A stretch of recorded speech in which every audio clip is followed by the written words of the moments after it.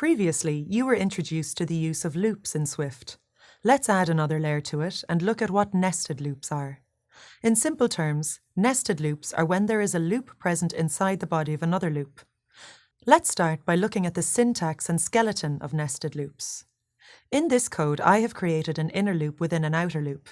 In this example, the I is iterating from 1 to 10 and is part of the outer for loop. This means it will iterate 10 times in total. Similarly, j is iterating from 1 to 5 and is part of the inner for loop. I can also do this for while loops. On my screen is another piece of code written previously.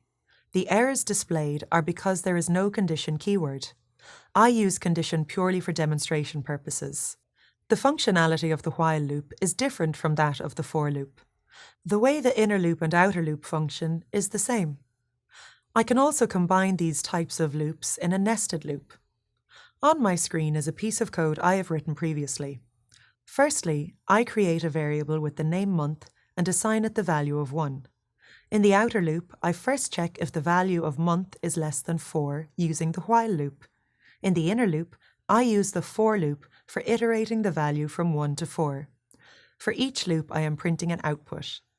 Lastly, I am incrementing the value of month so I can exit the while loop when the value of month is more than 3. Let's run the code. In the output, you can see that the month, which is part of the outer while loop, is the first line in each of them. This is followed by the for statements of the inner loop.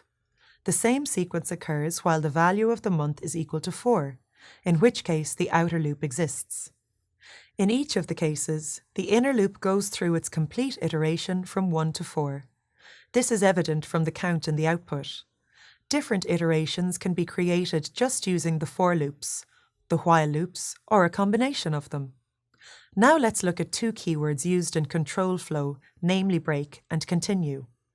Break is a keyword used to break the flow of the loop immediately, irrespective of the preconditions that are set in the conditions.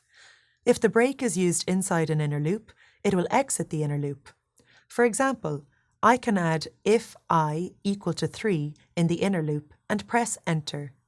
On the next line, I add the keyword break. When I run the code again, you can see in the output that the count is now only 1 and 2. The condition will break when the value of I is 3. Similarly, if the break is used in an outer loop, it will complete the cycle of the inner loop before it exits the outer loop and effectively exiting the nested loop altogether. The continue keyword is also used to alter the control flow of your program. Continue is used in cases where you want to skip the current iteration of the loop. This way, the control flow continues execution and jumps to the next iteration of the loop.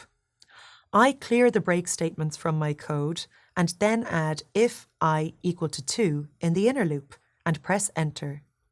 On the next line, I add the continue keyword and run the code. In the output, each iteration where the value of I is 2 in the inner loop is kept. The concept of nested loops is fairly straightforward, but has a wide variety of applications in Swift and all programming languages.